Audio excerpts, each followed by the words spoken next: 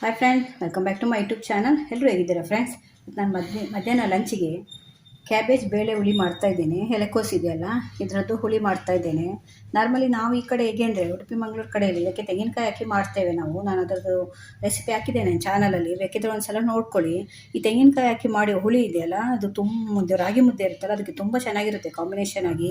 ಒಂದು ಸಲ ಟ್ರೈ ಮಾಡಿ ನೋಡಿ, ಬೇಕಾದರೆ ತುಂಬ ಚೆನ್ನಾಗಿ ಸೂಟ್ ಆಗುತ್ತೆ ಇದು ರಾಗಿ ಮುದ್ದೆಗೆ. ಇವತ್ತು ನಾನು ಬೇಳೆ ಹುಳಿ ಹಾಕಿ, ಬೋಳು ಹುಳಿ ಅಂತ ಹೇಳ್ತೀವಿ ನಾವು, ಅದನ್ನು ಮಾಡ್ತಾಯಿದ್ದೇನೆ. ಅದಕ್ಕೆ ಹಸಿಮೆಣಸಿನ್ಕಾಯಿ ಮತ್ತು ಸಾಂಬಾರು ಪುಡಿ ಹಾಕಿ ಮಾಡೋದು. ಅದರಿಂದ ಇವಾಗ ಮೊದಲು ನಾನು ಇದಕ್ಕೆ 1 ಕಪ್ಪಷ್ಟು ಬೇಳೆ ತೊಗೊಂಡಿದ್ದೇನೆ, ಮತ್ತು ಕ್ಯಾಬೇಜ್ ಒಂದು ತೊಗೊಂಡಿದ್ದೇನೆ, ಮತ್ತೊಂದು ಸ್ವಲ್ಪ ಹುಳಿ ಮತ್ತು ಹಸಿಮೆಣಸಿನ್ಕಾಯಿ ಕೂಡ ಬೇಕಿದ್ದಕ್ಕೆ. ಹಾಕುವಾಗ ತೋರಿಸ್ತೇನೆ. ಇದನ್ನು ಏನು ಅಂದರೆ, ನೀವು ಕ್ಯಾಬೇಜನ್ನು ಇದಕ್ಕೆ ಸಣ್ಣ ಕಟ್ ಮಾಡ್ಕೊಳ್ಬೇಕು. ಎಷ್ಟು ಸಣ್ಣ ಆಗುತ್ತೋ ಅಷ್ಟು ಸಣ್ಣ ಕಟ್ ಮಾಡ್ಕೊಳ್ಬೇಕು. ನಿಮ್ಮ ಹತ್ರ ಅದು ಕಟರ್ ಇರುತ್ತಲ್ಲ, ಅದರಲ್ಲಿ ಹಾಕ್ಕೊಳ್ಬೋದು. ಬೇಕಾದರೆ ಈರುಳ್ಳಿ ಎಲ್ಲ ಕಟ್ ಮಾಡುತ್ತಲ್ಲ, ಅದರಲ್ಲಿ ಹಾಕ್ಕೊಂಡ್ರೆ ನಿಮಗೆ ತುಂಬ ಸಣ್ಣ ಬರುತ್ತೆ. ಅದು ನನ್ನ ಹತ್ರ ಇಲ್ಲ, ಅದು ನಾನು ಕೈಯಲ್ಲೇ ಕಟ್ ಮಾಡಬೇಕು. ಮೊದಲು ನಾನು ಕಟ್ ಮಾಡ್ಕೊಂಡು ಬರ್ತೇನೆ. ಕಟ್ ಮಾಡ್ಕೊಂಡು ಆಮೇಲೆ ಇದನ್ನೆಲ್ಲ ಬೇಳೆ ಎಲ್ಲ ಬೇಯಿಸ್ಕೊಳ್ಬೇಕು. ಮೊದಲು ಇವಾಗ ಕ್ಯಾಬೇಜನ್ನು ಕಟ್ ಮಾಡ್ಕೊಂಡು ಬರೋಣ. ಇವಾಗ ನೋಡಿ, ಬೇಳೆ ಬೇಯಲಿಕ್ಕೆ ಇಡ್ತಾ ಇದ್ದೇನೆ. ಬೇಳೆ ಇದು ಸಣ್ಣ ಕುಕ್ಕರ್ ತೊಗೊಂಡು ಇದರಲ್ಲಿ ಬೇಯಿಸ್ಕೊಳ್ತೇನೆ ನಾನು. ಇದರಲ್ಲಿ ಬೇಳೆ ಮಾತ್ರ ಬೇಯಿಸ್ಕೊಳ್ತೇನೆ. ನಾರ್ಮಲಿ ನಾನು ತರಕಾರಿ ಎಲ್ಲ ಒಟ್ಟಿಗೆ ಬೇಯಿಸ್ಕೊಳ್ತಿದ್ದೆ, ಆದರೆ ಇದು ಕ್ಯಾಬೇಜನ್ನು ಸಪ್ರೇಟ್ ಬೇಯಿಸ್ಕೊಳ್ತೇನೆ. ಇಷ್ಟು ಬೇಳೆ ತೊಗೊಂಡಿದ್ದೇನೆ. ಇದಕ್ಕಿಂತ ಕಡಿಮೆ ಬೇಳೆ ಬೇಕಾದ್ರೂ ತೊಗೊಳ್ಬೋದು. ಇದು ನಾನೊಂದು ಸುಮಾರು 5ರಿಂದ 6 ಜನಕ್ಕೆ ಮಾಡ್ತಾ ಇದ್ದೇನೆ, ಅದರಿಂದ ಇಷ್ಟು ಬೇಳೆ ತೊಗೊಂಡಿದ್ದೇನೆ. ನೀವು ಒಂದು ಇಬ್ಬರಿಗೆ ಮಾಡ್ತೀರಾದ್ರೆ ಒಂದು ಅರ್ಧ ಲೋಟ ತೊಗೊಳ್ಬೋದು. ಚಿಕ್ಕ ಲೋಟದಲ್ಲಿ 1 ಲೋಟ ಇದೆ ಬೇಳೆ. ಇದು ನೋಡಿ, ಈ ಲೋಟದಲ್ಲಿ 1 ಲೋಟ ತೊಗೊಂಡಿದ್ದೇನೆ ನಾನು. ಇದು ಬೇಡ ಅಂದರೆ ನೀವು ಇಬ್ಬರಿಗೆ 3ರಿಗೆ ಮಾಡ್ತೀರಿ ಅಂದರೆ ಇಷ್ಟು ಅರ್ಧ ತೊಗೊಂಡ್ರೆ ಸಾಕಾಗುತ್ತೆ ನಿಮಗೆ. ಇದಕ್ಕೊಂದು ಸ್ವಲ್ಪ ಬೇಯುವಾಗ ಒಂದು ಸ್ವಲ್ಪ ಅರಿಶಿಣದ ಪೌಡ್ರ್ ಹಾಕಿ ಚೆನ್ನಾಗಿ ಬೇಯುತ್ತೆ, ಮತ್ತು ಬೇಳೆದು ಫ್ಲೇವರ್ ಕೂಡ ಚೆನ್ನಾಗಿರುತ್ತೆ ಅರಿಶಿಣದ ಪೌಡ್ರ್ ಹಾಕಿ ಬೇಯಿಸಿದರೆ. ಇದಕ್ಕೆ ನೀರು ಹಾಕಿ ಬೇಯಲಿಕ್ಕೆ ಇಡ್ತಾ ಇದ್ದೀನಿ. ನೀವು ಇದಕ್ಕೆ ಎಷ್ಟು ಬೇಕೋ ಅಷ್ಟೇ ನೀರು ಹಾಕಿ. ಇದು ಬೇಳೆ ಮುಳುಗುವವರೆಗೆ ನೀರು ಹಾಕಿದರೆ ನಿಮಗೆ ಸಾಕಾಗುತ್ತೆ. ಇಷ್ಟು ನೀರು ಹಾಕಿದರೆ ಸಾಕು, ಬೇಯುತ್ತೆ. ಯಾಕೆಂದರೆ ಈಗ ಗ್ಯಾಸ್ ಪ್ರಾಬ್ಲಮ್ ಆಗಿರೋದ್ರಿಂದ ಆದಷ್ಟು ಗ್ಯಾಸ್ ಕಮ್ಮಿ ಯೂಸ್ ಮಾಡೋಣ. ನಿಮಗೆ ಬೇಕಾದಷ್ಟೇ ನೀರು ಹಾಕ್ಕೊಂಡ್ರೆ ಬೇಗ ಬೇಯುತ್ತೆ. ಮತ್ತು ಕೆಲವರು ಏನು ಮಾಡ್ತಾರೆ ಅಂದರೆ ಬೇಳೆಯನ್ನು ಡೈರೆಕ್ಟ್ ಬೇಯಿಸ್ಕೊಳ್ತಾರೆ ಪಾತ್ರೆಯಲ್ಲಿಕ್ಕೆ. ಹಾಗೆ ಮಾತ್ರ ಯಾವತ್ತೂ ಬೇಯಿಸ್ಕೊಳ್ಬೇಡಿ. ಕುಕ್ಕರಲ್ಲಿ 3 ವಿಸಿಲ್ ಬಂದರೆ ಸಾಕಾಗುತ್ತೆ, ನಿಮಗೆ ಚೆನ್ನಾಗಿ ಬೆಂದೋಗುತ್ತೆ. ಗ್ಯಾಸ್ ತುಂಬ ಸೇವ್ ಆಗುತ್ತೆ. ನಿಮಗೆ ಡೈರೆಕ್ಟ್ ಬೇಯಿಸ್ಕೊಂಡ್ರೆ ಸುಮಾರು ಬೇಳೆ ಬೇಯಲಿಕ್ಕೆ ನಿಮಗೆ ಒಂದು 40ರಿಂದ 50 ನಿಮಿಷ ಬೇಕು. ಅದೇ ಕುಕ್ಕರಲ್ಲಿ ಆದರೆ ನಿಮ್ಗೆ 20 ನಿಮಿಷದಲ್ಲೇ ಆಗೋಗುತ್ತೆ. ಅದನ್ನು ಆದಷ್ಟು ಕುಕ್ಕರ್ ಯೂಸ್ ಮಾಡಿ, ಗ್ಯಾಸ್ ಸೇವ್ ಮಾಡಿ. ಇದನ್ನು ಬೇಯಲಿಕ್ಕೆ ಇಡ್ತಾ ಇದ್ದೇನೆ. ಇವಾಗ ನಾನು ಕ್ಯಾಬೇಜನ್ನು ಕೂಡ ಬೇಯಲಿಕ್ಕೆ ಇಡ್ತಾ ಇದ್ದೇನೆ. ಕ್ಯಾಬೇಜನ್ನು ಮತ್ತು ಡೈರೆಕ್ಟ್ ಬೇಯಿಸ್ತಾ ಇದ್ದೇನೆ. ನಾರ್ಮಲಿ ನಾನು ತರಕಾರಿಯನ್ನು ಕುಕ್ಕರಲ್ಲಿ ಹಾಕಿ ಬೇಯಿಸ್ತೇನೆ, ಆದರೆ ಇದನ್ನು ಇವಾಗ ಡೈರೆಕ್ಟ್ ಬೇಯಿಸ್ಕೊಳ್ತಾ ಇದ್ದೇನೆ. ಕ್ಯಾಬೇಜ್ ಬೇಗ ಬೆಂದೋಗುತ್ತೆ ಆದ್ದರಿಂದ.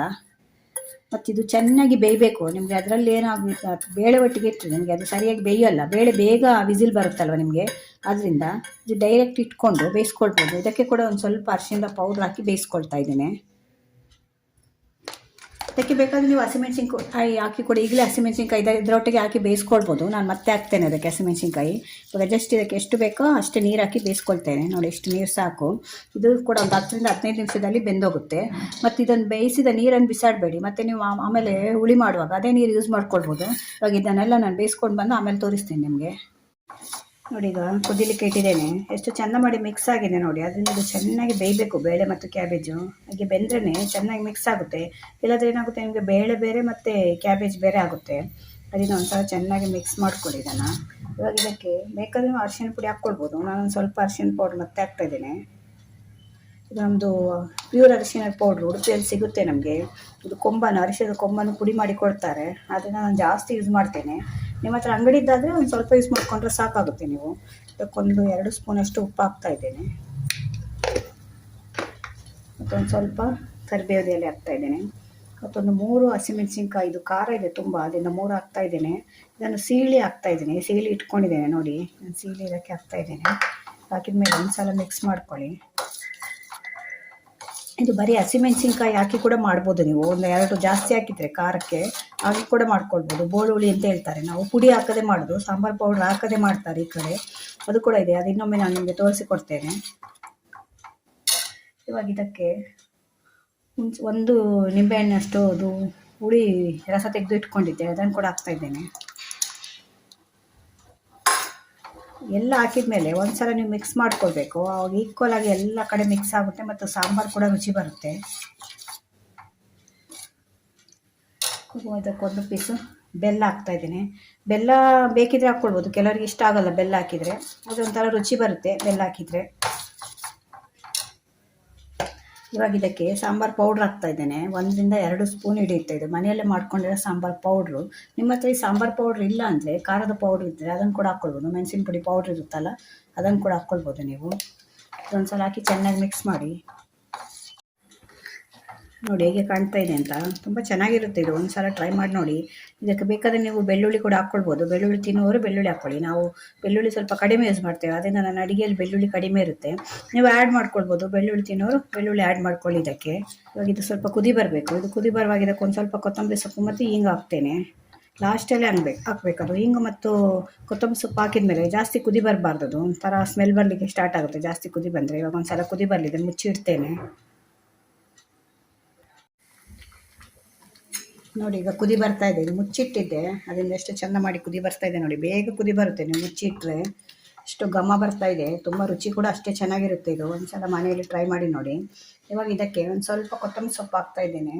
ಮತ್ತು ಆಮೇಲೆ ಒಂಚೂರು ಕೆಳಗೆ ಇಟ್ಟ ಮೇಲೆ ಒಂದು ಸ್ವಲ್ಪ ಹಾಕ್ಬೋದು. ಇವಾಗ ಜಸ್ಟ್ ಒಂದು ಸ್ವಲ್ಪ ಹಾಕ್ತಾ ಇದ್ದೇನೆ. ಮತ್ತೊಂದು ಹಿಂಗೆ ಇದು ರಸ ಕಲಸಿ ಇಟ್ಕೊಂಡಿದ್ದೀನಿ ನೀರಲ್ಲಿ. ನೋಡಿ ಹಿಂಗು, ಇದು ಮುದ್ದೆ ಹಿಂಗು, ಅದರಿಂದ ಕಲಸಿ ಇಟ್ಕೊಂಡಿದ್ದೇನೆ. ನಿಮ್ಮ ಹತ್ರ ಪೌಡ್ರ್ ಹಿಂಗಿದ್ರೆ ಅದನ್ನು ಕೂಡ ಹಾಕ್ಬೋದು. ಇದು ನೋಡಿ ಹಾಕ್ತಾ ಇದ್ದೇನೆ. ಇದು ಎರಡು ಹಾಕಿದ್ಮೇಲೆ ನೀವು ಜಾಸ್ತಿ ಕುದಿಸಬಾರ್ದು, ಯಾಕೆಂದರೆ ಅದು ಹಿಂಗು ಮತ್ತು ಕೊತ್ತಂಬರಿ ಸೊಪ್ಪು ಹಾಕಿ ಕುದಿಸಿದ್ರೆ ಜಾಸ್ತಿ ಒಂಥರ ಸ್ಮೆಲ್ ಬರುತ್ತೆ ಹುಳಿ. ನೀವು ನಿಮಗೆ ಅದರಿಂದ ಒಂದು 2 ಕುದಿ ಬಂದರೆ ಸಾಕಾಗುತ್ತೆ ಇದು. ನೋಡಿ ಇವಾಗ ಕುದಿ ಬರ್ತಾ ಇದೆ, ಎಷ್ಟು ಚೆಂದ ಕಾಣ್ತಿದೆ ನೋಡಿ. ಇದು ನಿಮಗೆ ರಾಗಿ ಮುದ್ದೆ ಜೊತೆ ಕೂಡ ಚೆನ್ನಾಗಿರುತ್ತೆ, ದೋಸೆ ಇಡ್ಲಿಗೆ ಯಾವುದಕ್ಕೆ ಕಾಂಬಿನೇಷನ್, ಅನ್ನಕ್ಕೆ ಯಾವುದಕ್ಕಾದ್ರೂ ಚೆನ್ನಾಗಿರುತ್ತೆ ಇದು. ಈಗ ಸ್ವಲ್ಪ ಇದು ನೀರು ಕಾಣುತ್ತಲ್ಲ, ಇದು ಸ್ವಲ್ಪ ಆರಿದ ಮೇಲೆ ಇದು ದಪ್ಪ ಆಗುತ್ತೆ. ಅದರಿಂದ ಮಾಡ್ಕೊಳ್ಳುವಾಗಲೂ ಸ್ವಲ್ಪ ನೀರಾಗಿ ಮಾಡ್ಕೊಳ್ಳಿ, ಯಾಕೆಂದರೆ ಇದಕ್ಕೆ ಸಾಂಬಾರು ಪೌಡ್ರೆಲ್ಲ ಹಾಕಿರೋದ್ರಿಂದ ಅದು ದಪ್ಪ ಕೊಡುತ್ತೆ, ಬೇಳೆ ಅಲ್ವಾ, ಅದರಿಂದ ನೋಡಿ ಇಷ್ಟು ನೀರಾಗಿ. ಇವಾಗ ಕುದಿ ಬಂದಿದೆ. ಇವಾಗ ಆಯಿತು, ಕ್ಯಾಬೇಜ್ದು ಬೇಳೆ ಹುಳಿ ರೆಡಿಯಾಗಿದೆ. ಇವಾಗ ಇದಕ್ಕೊಂದು ಒಗ್ಗರಣೆ ಮಾಡಬೇಕು.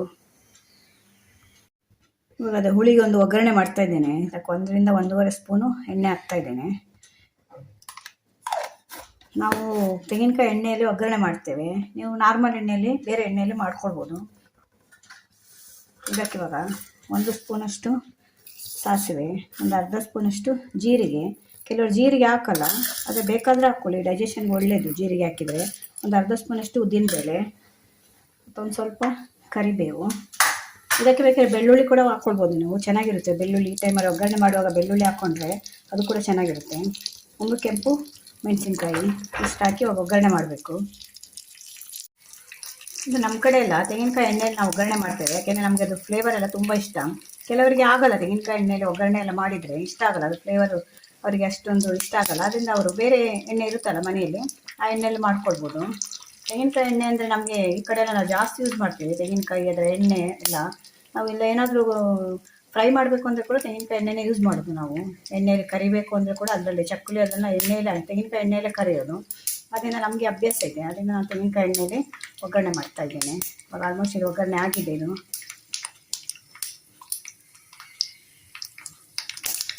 ಹಾಕ್ತಾ ಇದ್ದೇನೆ ಒಗ್ಗರಣೆ.